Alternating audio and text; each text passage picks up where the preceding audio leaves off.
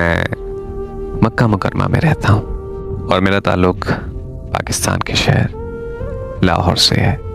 अपने वतन और घर बार छोड़कर परदेश में रहना कोई आम बात नहीं होती। वक्त को थोड़ा आसान बनाने के लिए हम सब दोस्त शाम को महफिल लगाया करते हैं और एक दूसरे से गपशप और हंसी मजाक करते हैं। हम सब दोस्तों में एक लड़का राशिद भट्टी है जो हमेशा खामोश रहता था। हमने उसे कभी हंसते हुए नहीं देखा था, कभी मुस्कुराता भी तो ऐसा महसूस होता था कि जबरन मुस्कुरा रहा है। शुरू शुरू में ऐसा लगा कि शायद उसका मिजाज ही ऐसा है, मगर कुछ अरसे बाद एहसास हुआ कि ऐसी बात नहीं है, बल्कि उसे कोई रोग है जो उसे अंदर ही अंदर खाए जा रहा है, क्योंकि उसकी आवाज और आंखों में हमेशा दर्द महसूस होता था। एक दिन मैं और राशिद अकेले बैठे हुए थे और मैंने उससे जिद कर ली कि मुझे बताए कि आखिर उसकी जिंदगी में ऐसा क्या हुआ है कि वो इतना खामोश रहता है। आखिर कौन सा दर्द वो अपने अंदर छुपाए बैठा है। पहले तो उसने मेरी बात को टाल दिया, मगर मेरे बार बार इसरार करने पर बोला कि चलो आज अपने यार को अपना हाल दिल सुना ही देते हैं। दरअसल मेरा ये हाल किसी लड़की के इश्क में हुआ है। वो लड़की और मैं एक ही गांव में रहते थे। उसका घर मेरे घर से चंद कदम दूर था। मैंने जब उस लड़की को पहली बार देखा तो मैं उसी वक्त उस पर अपना दिल हार बैठा। वो इतनी खूबसूरत थी कि मैं उसका दीवाना हो गया।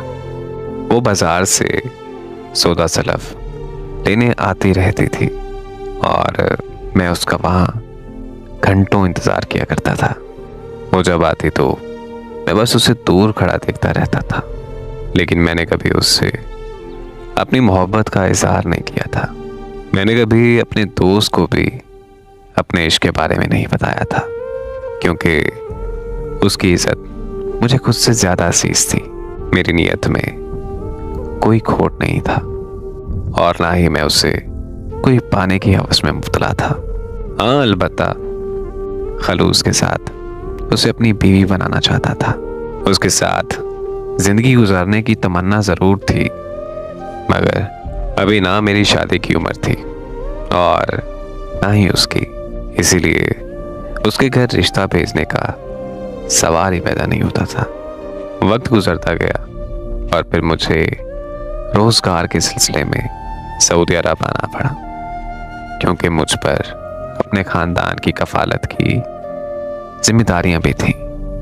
यहाँ आने के बाद उसे देखने का सिलसिला मुनक़ता हो गया, मगर वो मेरी यादों में, मेरे ख्यालों में हमेशा रहती थी। ऐसा कोई दिन नहीं गुजरा जब मैंने उसे याद ना किया हो या फिर खुदा से उसे पाने की दुआ ना की हो। मैं जब भी हरम शरीफ जाता तो अपनी बजाय उसकी खुशियों की दुआ करता था।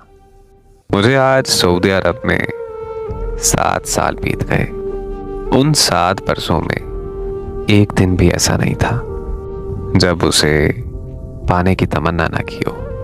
एक दिन मैंने हिम्मत करके उसके घर रिश्ता भेज दिया।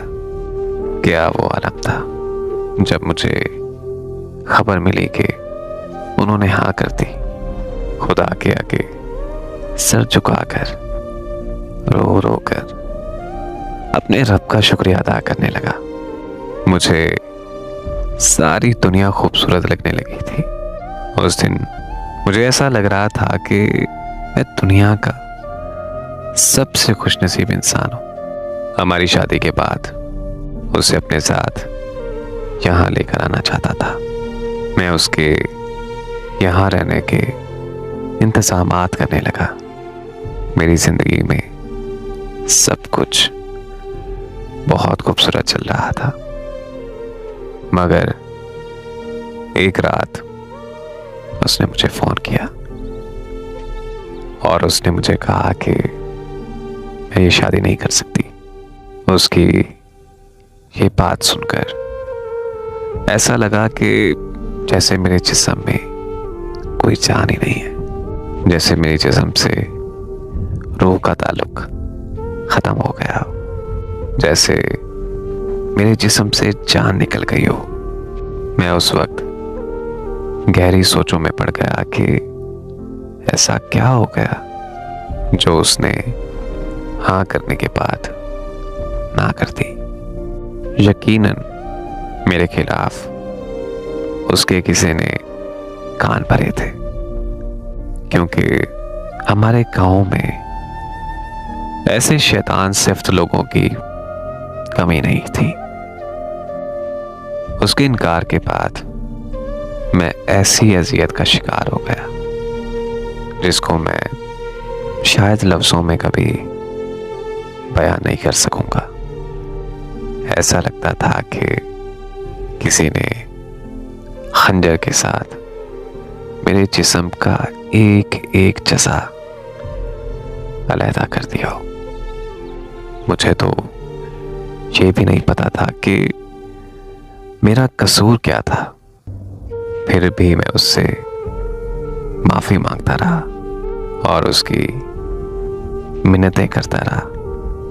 मैंने अपने गांव जाकर सब कुछ ठीक करने की बहुत ज्यादा कोशिश की। मैंने उससे वजह पूछने की बहुत ज्यादा कोशिश की, मगर ना उसने मुझे वजह बताई और ना ही उसने मुझसे शादी की। फिर मैं वापस सऊदी अरब आ गया और फिर मेरा उससे दोबारा कभी राब्ता नहीं हुआ।